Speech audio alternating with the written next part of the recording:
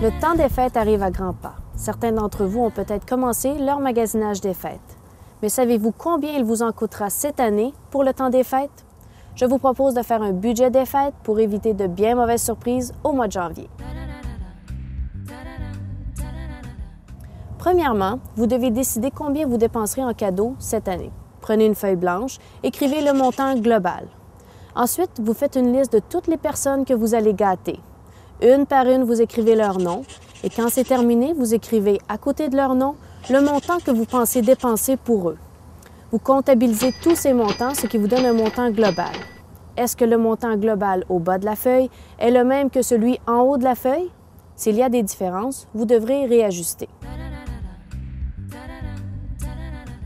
Deuxièmement, on parle des fêtes, on parle d'abondance, on parle de nourriture. L'épicerie nous coûte généralement plus cher, ce que l'on doit budgéter.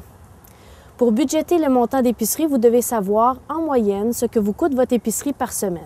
Si vous n'en avez aucune idée, vous prenez vos relevés bancaires et de cartes de crédit et vous faites une moyenne des 2 derniers mois. Vous devez ensuite décider de combien vous allez majorer ce montant. Par exemple, une famille qui dépense 140 $ d'épicerie par semaine peut décider de dépenser 40 $ supplémentaires pour le temps des fêtes. Donc, vous prenez ce montant, 40 $, multiplié par le nombre de semaines que votre temps des fêtes dure. C'est généralement entre 2 et 3 semaines, selon votre vie sociale. Troisièmement, on parle des fêtes, on parle boissons.